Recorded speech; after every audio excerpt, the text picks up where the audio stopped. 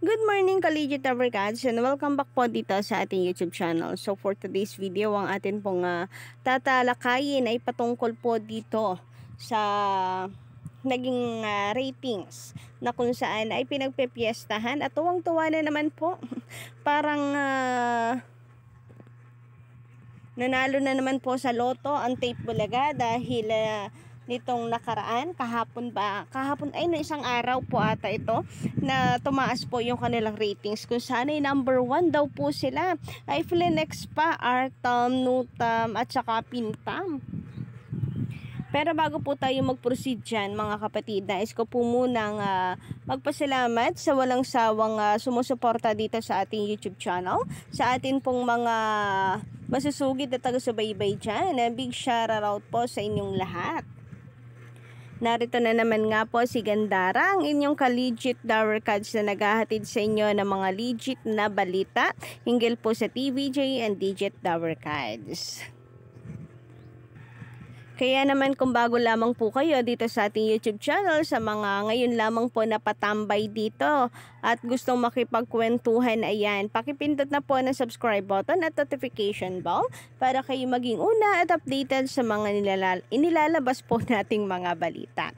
And for today nga, eto, talakayin po natin ang naging ratings nitong kabila. So sabi nga ni Miss Percival Rhea Percival, tama ba kung Valrhea? Baka nga Rhea Percival.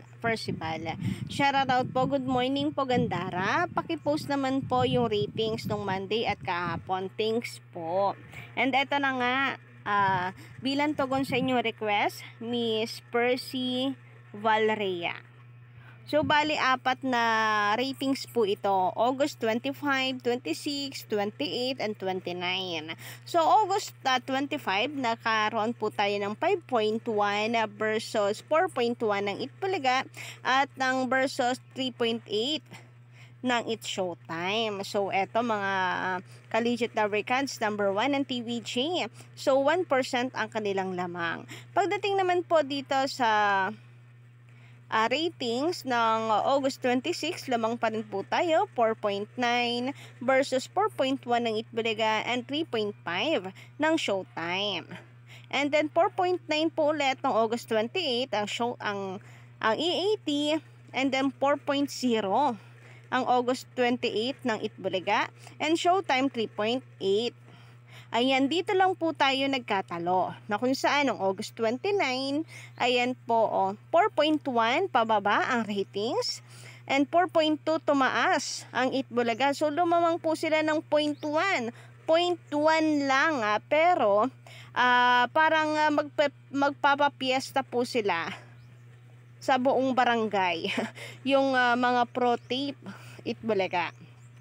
So, ang kapamilya naman, or ang Showtime ay mayroon pong 3.0 lang. So, biruin nyo yan guys. Ayan o, tatlong sunod-sunod na mataas po ang EAT. Pero isang beses po na bumaba ay laking tuwa na. Kung sa bagay, hayaan na po natin makatikim naman po ng panalo itong Itbulaga. Kahit pa minsan-minsan. O, wag niyo sabihin kayo na ang number 1 noon time show porket one time naging kayo. Naging number 1 sa TV ratings. Alalahanin ninyo, dapat maging muna kayo, 40 years na number 1 bago nyo mapalitan ng TVJ. So, ngayon pa lamang magdasal na kayo na magsunod-sunod na yan para maging matagumpay naman kayo sa pangarap niyo na maging number 1 ng time show dahil kailanman wala pong makakapalit sa TVJ. So, hanggang pangarap na lamang po kayo. O, Paulo Contis, ayan, dumalangin ka na sana ito magal kayo ng 40 years. Kasi mukhang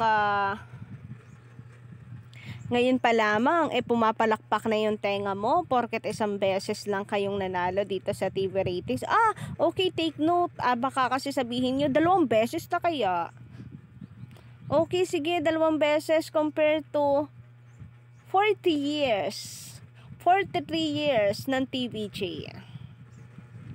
Ayan, bago kayo magsaya, bago kayo magdiwang, tingnan nyo muna sarili ninyo kung Worth it ba? Deserve ba namin tawagin na number 1 noon time show? Kasi kapag ka nasa social media, pag titingnan naman natin ang social media, paano magiging number 1 noon time show kami kung puro pangbabash naman yung inaabot namin?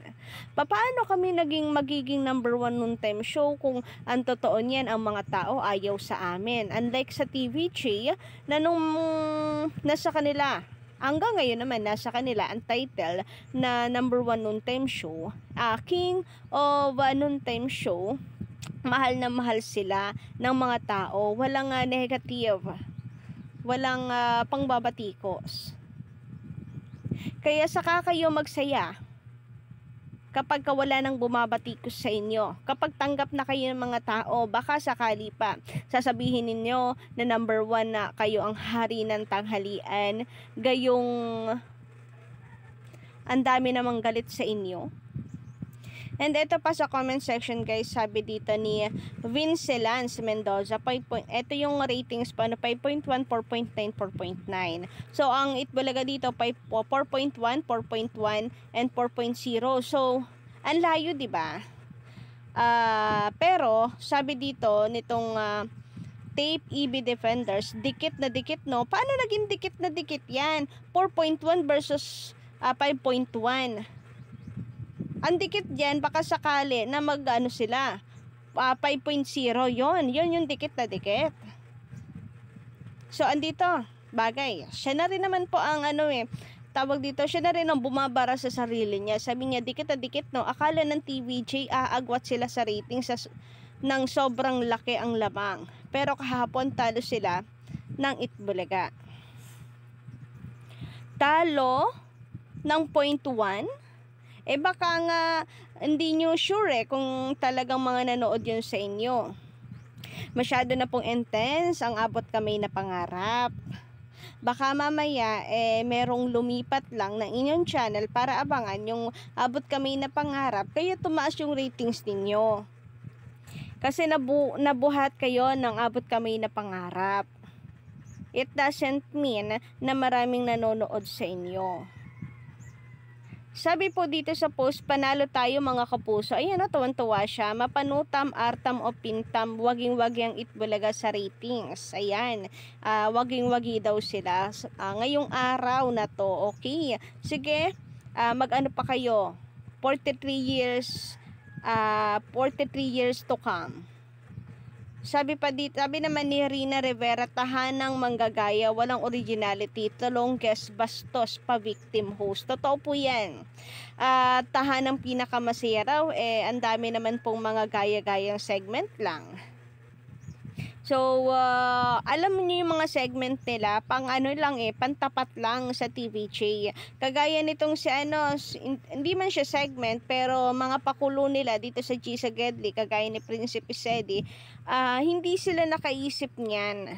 Hindi nila naisip ng automatic ito yung gagawin nila. Naisip lang po nilang yan the time na lumabas na po itong si Mayor Jose Manalo. Diba? Saka lang sila nakaisip kasi meron na silang nakuhang idea, yung kagaya ng kay Mayor Jose Manalo. So, lalabanan nila. Saka lang sila nag-isip. So, anong tawag po doon? Gaya-gaya, diba? Puto maya. So, sa halip na tahanang pinakamasaya, sabi ni Rina Rivera, ay tahanang manggagaya, walang originality, longest bastos, at pa-victim mga host. Siguro kaya sinabing pa-victim na mga host kasi itong si Yorme, si Buboy, si Paulo Contis ay puro ngawa. Ang dami pong ngawa sa social media. Kagaya ng sinabi ni Paulo Contis, nasasaktan kami pag tinatawag kaming fake bulaga. Masakit yun sa amin, di ba? So, ang mga tao na mabilis pong maloko, mauto, naaawa sa kanila. So, pa-victim ang mga peg. Hindi naman po sila mababatikos ng ganyan kung at the first place hindi po nila tinanggap ang trabahong ito, knowing, sabi ni proud pa itong si Paulo Contis na sinabing kumpare niya ang TVJ or isa siguro sa TVJ, ganon. Si Boboy Villar, alaga ni Jose Manalo. So, hindi mangyayari yan sa kanila kung hindi niya tinanggap sana. Siya po ay alaga ni Jose Manalo.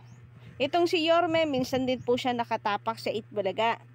At saka si Daso Richoy na rin. Nakatapak na rin po yan sa Itbulaga ng TVJ. Pero, tinanggap pa rin po nila ang trabahong ito. So, yun lang po muna ng update natin ngayong araw. Don't forget to click the subscribe button and notification bell for more updates.